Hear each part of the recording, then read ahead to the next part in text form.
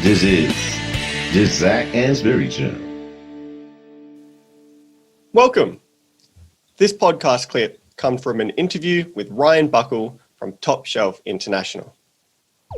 All of this research kind of fit into like how much of your role, especially at like that, marketing director level, is spent on, not just the activities that we're doing today or the next week or the next month, but, 2, 3, 4, 5 years down the track. Are you building these marketing plans? And does this research guide those plans? And I suppose what elements do you or what tools do you like using in them, and which ones don't you like using? Yeah, I understand the organisational need for long-term planning. But I think once you're outside an 18-month window, you're just guessing. Yeah. So you can, largely direct where things might go. But I think if you're planning with any kind of future in mind outside of 18 months, there's trends that will carry, but I think you're setting yourself up for failure. And within your 18-month plan too, you've got to have the ability to flex in it, because plans are nice, but when you've got competitors, it's just like the world can change like that, right? Yeah. COVID is a really good example of organisations that demonstrate the most agility are probably going to win for the next 5. So the plans are kind of the plans, because you need to build long-term financial outcomes. I get all of that stuff, but you've got to, I think more importantly, the culture of the business and how it adjusts and flexes when situations change is way more important. Yeah. That's why we wear, phrases like culture eats strategy for breakfast, because the ability to capture these things. Now, it doesn't mean you're not connected to a purpose or a vision or a long-term ambition, but you've got to be able to adjust. Yeah. There's no question of that. What is the data is that what you asked me, what data I would... Yeah, did you have any research that feeds into these, or more specifically, like what tools are you using, and what tools do you like to use, which tools do you avoid using? Yeah, so I'm a big fan of, at a core level, distinctive asset tracking.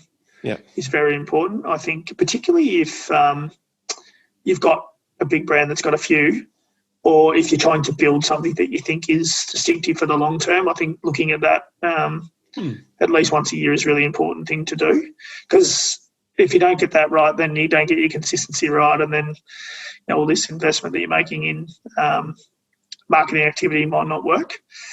I think duplication of purchase is another great thing. So we've done some work on that, obviously, but I think it identifies, particularly in the short and medium-term horizon, where some of your gaps might be. Now, it doesn't necessarily give you the answer for how you might fill the petition need, but it definitely does help shape. I think every couple of years you want to be doing a big U&A. Now, how you do it isn't, I don't think, well prescribed, but if you get a U&A right, that should, I kind of see all the scan data and all of your transaction data are sort of looking in the rear vision mirror.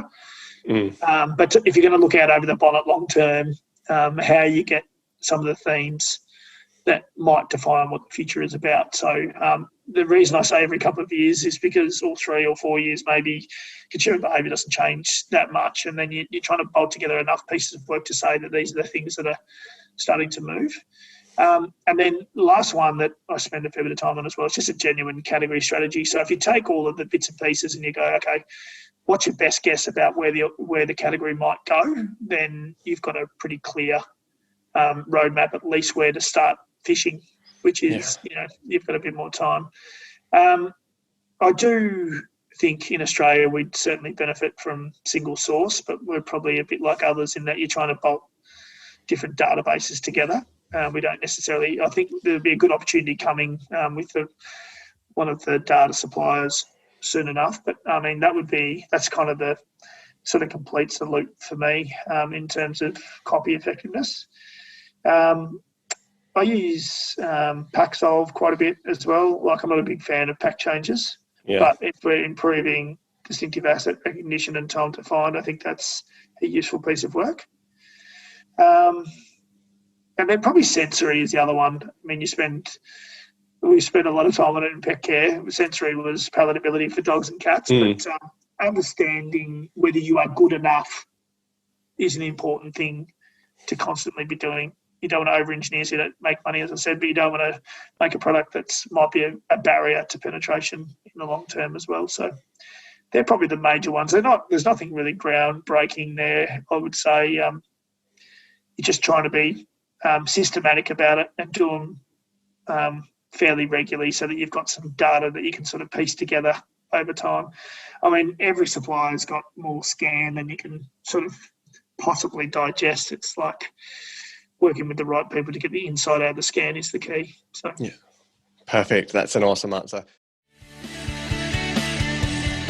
Hey guys, it's Zac Anesbury here with just a couple of quick reminders. If you've enjoyed today's podcast, then make sure you subscribe so you never miss an episode.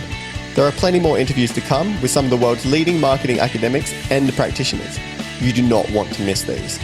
In the meantime, if you're looking for another way to connect, then follow me on Twitter at Zac Anesbury.